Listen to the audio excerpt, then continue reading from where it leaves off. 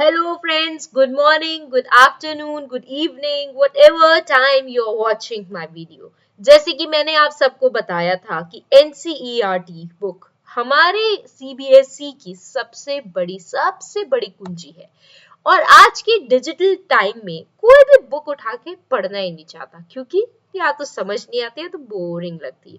तो आज से मैं शुरू कर रही हूँ सीरीज जहां हम एनसीईआरटी बुक को पढ़ेंगे, समझेंगे और सबसे ज्यादा इम्पोर्टेंट उसके क्वेश्चंस को सॉल्व करेंगे ताकि आपके एग्जाम्स में आपको सबसे ज्यादा हेल्प मिले। तो लेट्स गेट स्टार्टेड। क्लास 8 की फिजिक्स है हमारा chapter number 11, force and pressure. अब मैं बुक तो आपको पूरा लेकर दिखा नहीं सकती, तो मैंने जो चैप्टर कवर करना है उसके पीडीएफ डाउनलोड करके निकाल दिए हैं। तो 3, 2, 1 पेंसिल एंड पेन ले लीजिए और बुक को भी ओपन कर लीजिए। एक बार तो पढ़ ही लो मेरे साथ से। Chapter number 11, force and pressure. In class 7, you have learned how objects move. Do you recall how we can decide whether an object is moving faster than the other? अब आपको ये तो पता ही होगा ना दोस्तों कि आपने क्लास 7 में ये रिकॉग्नाइज किया, जाना, देखा, पहचाना किस तरीके से कोई ऑब्जेक्ट मूव करता है। जैसे कि अगर मैं एक एग्जांपल दूं तो आप ये मेरा माउस ही देख लीजिए, इसको मैंने अभी उठाया है, कुछ एफर्ट किया है तभी ये उठा है, एल्स नहीं उठ पाता। चलिए आगे बताते हैं। What does the distance moved by an object in unit time indicate? You also know that a moving object like a ball rolling on the ground slows down. Sometimes it may change its direction of motion. It is also possible that the ball may slow down and also change its direction. Have you ever wondered why? Have you ever wondered what makes an object slow down or go faster or change its direction of motion? ये simple सात सीधी शब्दों में ये पूरा जो paragraph है एक ही बात कहना चाह रहा है।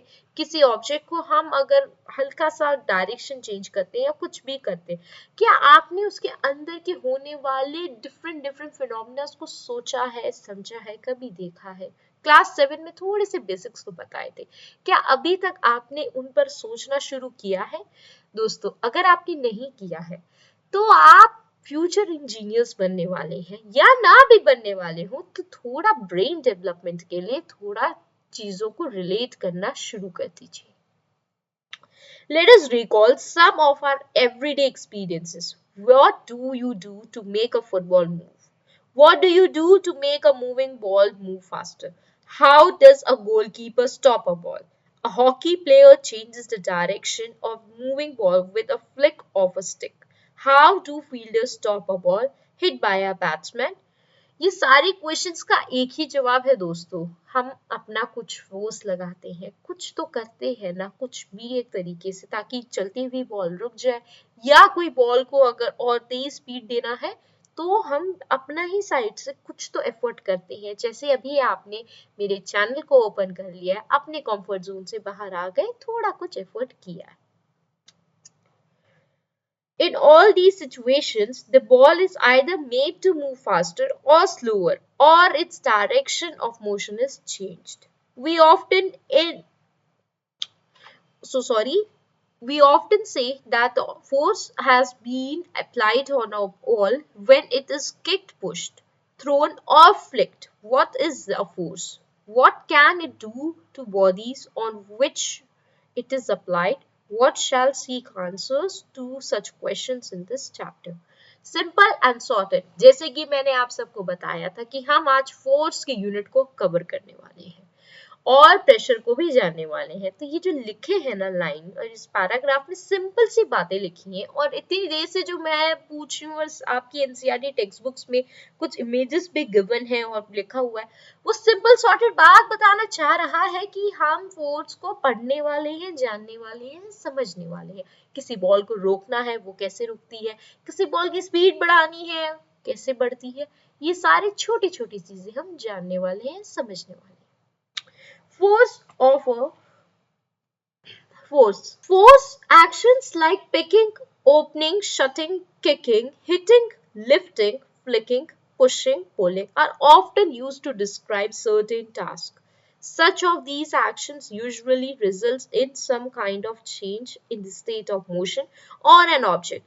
Can these terms be replaced with one or more terms? Let us find out. Simple सी बात बोल रहा है, फोर्स किस टर्म्स में हम बात कर सकते हैं? किसी ऑब्जेक्ट को रोकना, धकेलना, खींचना, या किसी इस तरीके में कोई भी तरीका रेलेवेंट बन जाए तो उसे हम फोर्स की कैटेगरी में ऐड कर सकते हैं। लास्ट में आप ये एनसीईआरटी क्वेश्चन पूछते हैं कि क्या ये सारे टर्म्स को रिप्लेस कर सकते हैं कोई एक टर्म के साथ, ताकि आपको डेफिनेशन याद करने में आसानी हो। तो नेक्स्ट पेज कीजिए। Do you notice that each of the actions can be grouped as a push or pull, or both? Can we infer from this that to move an object it has to be pushed or pulled? इस line ने ये कहा है कि जितनी भी अभी हमने बातें करी, और ये जस्ट आपके इस पैरा के ऊपर जो टेबल दे रखा है, इसमें सारी बातों में एक चीज कॉमन आपने नोटिस करा कि जितने एक्शंस इन सब में या तो पुश लग रहा है या पुल लग रहा है। तो अब इससे हम क्या सामना कर सकते हैं, क्या समझ सकते हैं, क्या जान सकते हैं, आइए देखते हैं। In science, a push or pull on an object is called a force. Thus, we can say that the motion imparted to objects was due to the action of a force. When does a force come into play? Let us find out. Simple, sorted. हम इतनी देर से एक ही बात कर रही हैं कि धकेलना, खींचना, पास करना, ये सब एक पुश और पुल की कैटेगरी में आता है जिसे हम फोर्स कहते हैं। Simple sorted force term introduce हो गया है। अब हमारा क्वेश्चन कहता है कि फोर्स प्ले में कब आता है, चलिए फाइंड आउट करते हैं। तो जैसे कि हम जानते हैं हमारी एनसीईआरटी साइंस में पहेली और बूझों का बहुत अच्छा खास रोल है। तो let us read it out. I learned in class 6 that the magnet attracts a piece of iron towards it.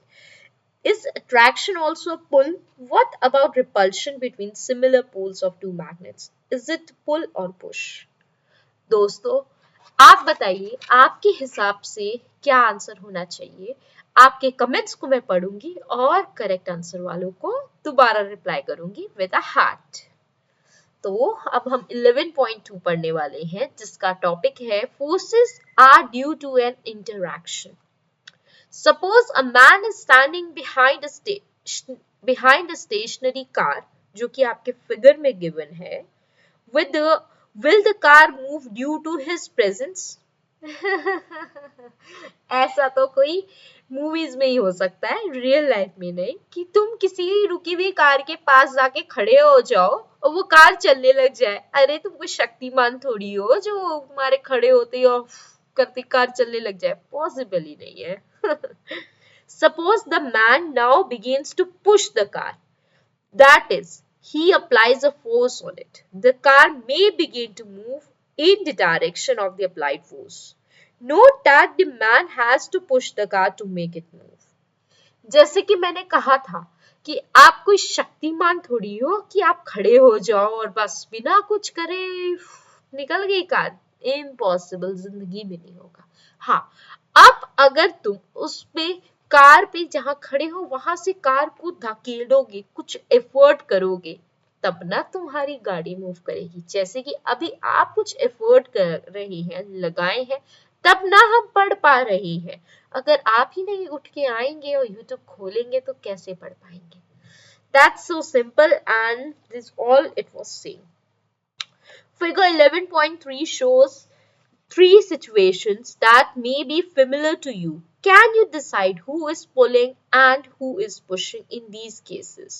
In figure 11.3a, both the girls appear to push each other, while the pair of girls in figure 11.3b are trying to pull each other. Similar, the cow and the man in figure 11.3c appear to pull each other. The girls in the two situations shown here are applying force on each other. Is it also true for the man and the cow? अब आप अपने 11 NCERT की figure 11.3 C part देखिएगा जहां पे who is pulling whom question पूछा गया, figure दिखाया हुआ है। तो मेरे जवाब देने से पहले I want you all to comment and tell me. मैं रिप्लाई में परफेक्ट वाले आंसर्स दूंगी, और हाँ, इसका परफेक्ट बेस्ट आंसर है उसको तो I will give you heart. Okay, तो आगे नेक्स्ट पढ़ते हैं हम para. From these examples we can infer that at least two objects must interact for a force to come into play. Obviously अकेले तो कुछ भी नहीं होता है। Thus Thus an interaction of one object with other object results in a force between two objects. तो ये क्या कह रही है लाइन कि जब दो बॉडीज को आपस में आना ही पड़ता है तभी कुछ हो सकता है, कुछ प्ले होगा, कोई फोर्स लगेगा, कोई भी प्रेशर लगेगा, कोई भी टर्मिनोलॉजी अगर मैं बोलूं तो वो दो ऑब्जेक्ट्स के बीच में ही लगेगा। तो इस सिंपल सॉर्टेड ये लिखा है कि an interaction of one object with another object results in force between the two objects. Simple and sorted. Next page, exploring forces. Let us try to learn more about forces. Activity 11.2. Choose a heavy object like a table or a box, which you can move only by pushing hard. Try to push it all by yourself. Can you move it? Now ask one of your friends to help you in pushing it in the same direction. Figure 11.4a. Is it easier to move it now? Can you explain why? Simple and sorted. ये इतना activity पढ़ने से ही अच्छा है, मैं आपसे बातों में बताती हूँ। देखो, अगर आप कोई हल्का वेट लेकर आते हैं अपने हिसाब का, कहते हैं ना कि मैं अपनी बराबरी वालों से बात करता हूँ, ना अपने से ऊंचे से ना अपने से नीचे से। नीचे वालों से क्या बात करनी, और ऊंचे वालों से बात करने के लिए हमें अपनी औकात बड़ी करनी पड़ेगी या तो लेवल बढ़ाना पड़ेगा।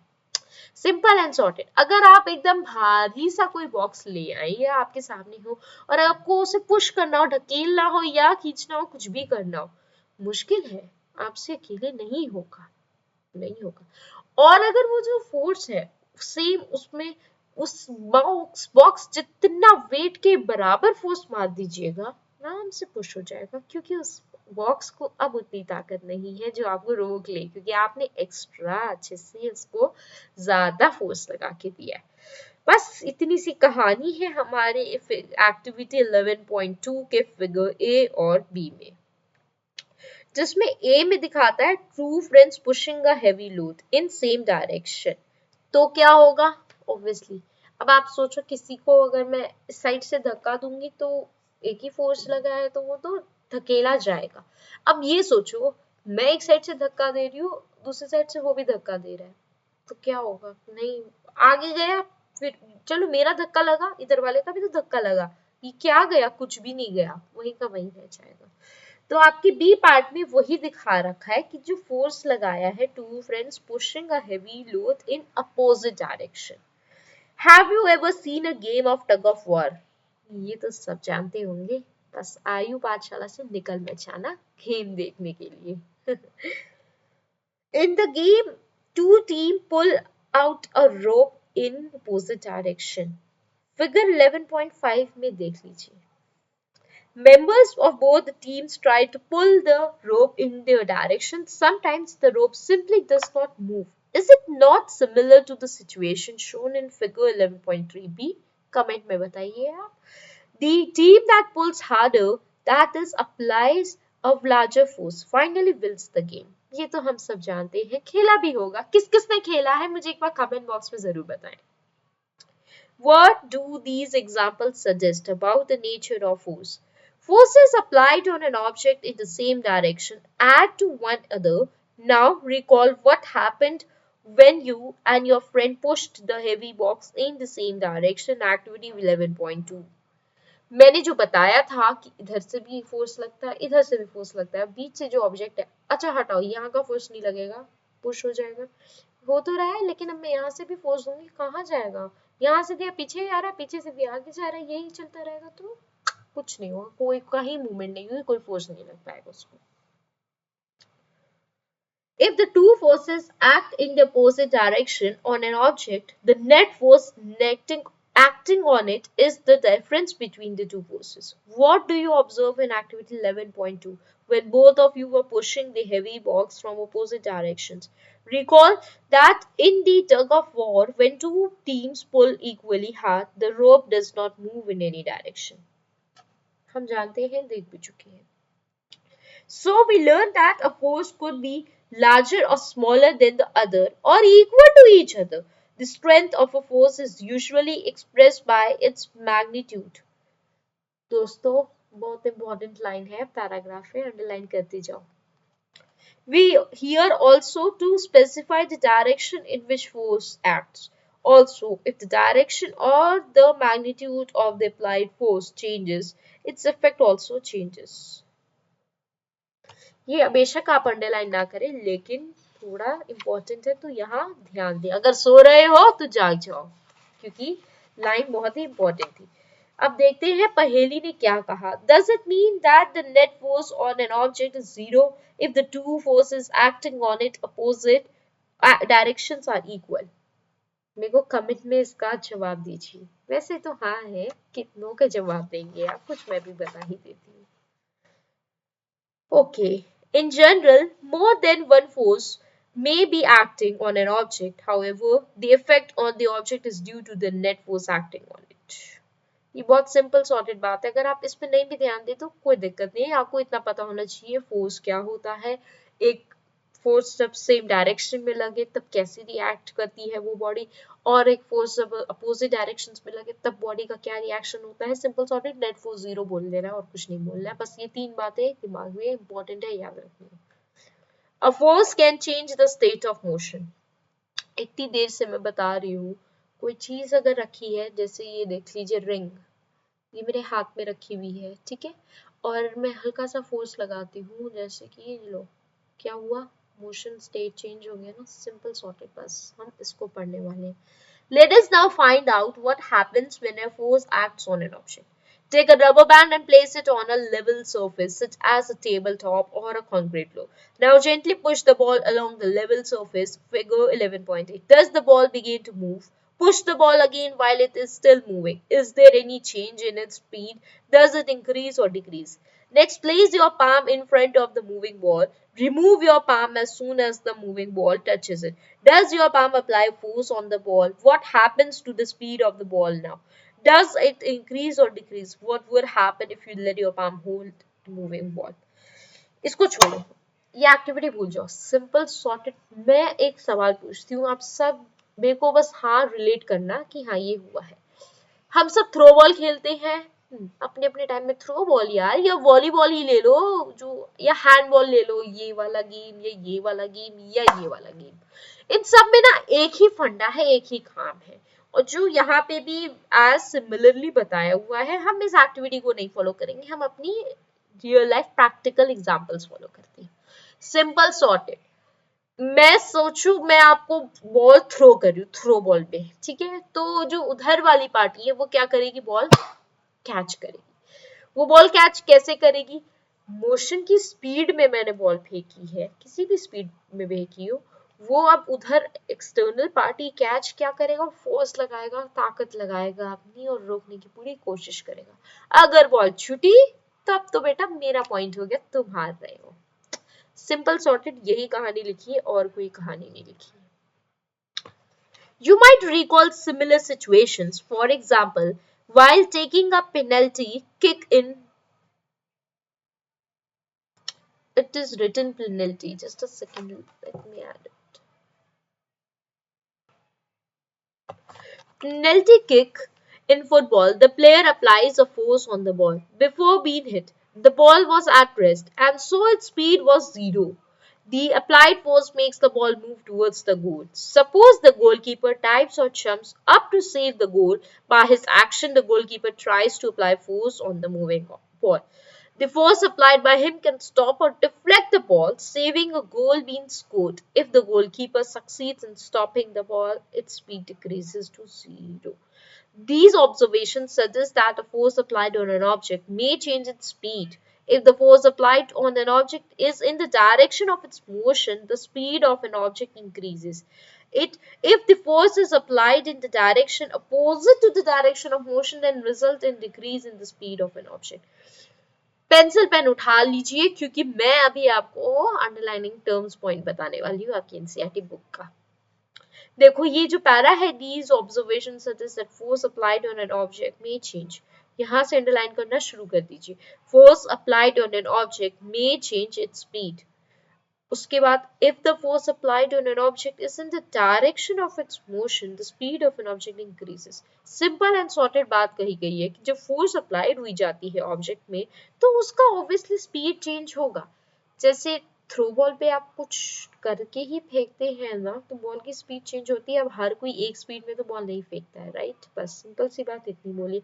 अब उसी के साथ बोलते हैं कि अगर फोर्स ऑब्जेक्ट के डायरेक्शन ऑफ मोशन में तो है तो स्पीड जो होगी ऑब्जेक्ट की बढ़ जाएगी। कहने का सिंपल मतलब है अगर ऐसे फेंकना है और उसी डायरेक्शन में फोर्स अप्लाइड हुई तो स्पीड बॉल की बढ़ेगी। और उसके बाद अगर फोर्स अप्लाइड हुई है opposite to the direction of motion तो रिजल्ट क्या होगी? डिक्रीज। अब देखो हमें फेंकना कहाँ है? यूं। हमने फोर्स थोड़ा अपोजिट लगा दिया। कभी कभी देखा होगा बैडमिंटन खेला है, उसमें गलती से कभी कभी क्या होता है, जो हमारा शटल होता है, कॉक जो होती है हमारी शटल कॉक, वो कभी कभी हमारे ही पाले में हमारे सेक्शन में रह जाती। क्यों? क्योंकि यार लगा तो मैं रहा था, मारने का पूरा ट्राई उधर तुम्हें देने की, लेकिन गलती से मेरे ही साइड फोर्स लग गया और गिर गया। बस सिंपल सॉर्टेड, इतनी सी बात और कुछ नहीं है। I have seen children competing with one another in moving a rubber tire or a ring by pushing it. I now understand why the speed of the tire increases whenever it is pushed. क्योंकि वो same direction में चल रहे होते हैं। देखा है दौड़ रहे हैं वो भी ऐसे ऐसे ऐसे दौड़ रहे हैं ऐसे ऐसे। Simple and sorted. ओके, बाकी आपके यहाँ फिगर्स गिवन है वो आप खुद देख लीजिएगा। ओके, नाउ हमारी पहेली को क्या हुआ है देखते हैं। Paheli is curious to know whether application of a force can only change the speed of an object. Let us find out. अब पहेली जो है हमारी, शी इज वेरी क्यूरियस, उसको जिज्ञासा हो रही है और कुछ जानना है कि सिर्फ डायरेक्शन से स्पीड ऑब्जेक्ट ही बदल सकती है या कुछ और भी। ये एक्टिविटी दी हुई है 11.4। ये आपका होमवर्क है, आप खुद से पढ़ेंगे। हम इसके आगे पढ़ते हैं। Let us consider some more examples in a game of volleyball. आ गया हमारा volleyball. Players often push the moving ball to their teammates to make a winning move. Sometimes the ball is returned to the other side of the court by pushing or smashing it. In cricket, a batsman plays his or her shot by applying force on the ball with the bat.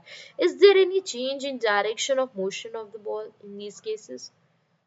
इसको छोड़ो, अपना बताओ। जब आप game खेलते हैं, throw ball, volleyball, cricket ही क्यों नहीं, तो एक फोर्स लगाते हैं, क्या वो बॉल सीधा उसी डायरेक्शन में जाती है जिस डायरेक्शन में आपको बॉल मिली होती है या कोई और डायरेक्शन में जाती है? आप सबको जवाब मिल ही गया होगा। जो पहेली क्यूरियस थी हमारी, whether application of force can only change the speed of an object, direction as well. A change in either the speed of an object or its direction of motion or both is described. A change in either the speed of an object or its direction of motion or both is described as a change in its state of motion. Thus, a force may bring a change in the state of motion of an object. Simple and sorted. तो दोस्तों आज की class हम यहीं end करते हैं। Next class में we will continue from state of motion. Till then stay tuned. और हाँ, अपने उन आलसी दोस्तों को भी ये वीडियो शेयर कर दीजिए और बता दीजिए कि भाई एनसीईआरटी पढ़नी है तो बस चैनल यूट्यूब आयु पाठशाला ओपन कर लो। आयु पाठशाला में पूरी एनसीईआरटी पढ़ी जा रही है, पढ़ाई जा रही है। Till then stay safe, stay healthy, bye bye.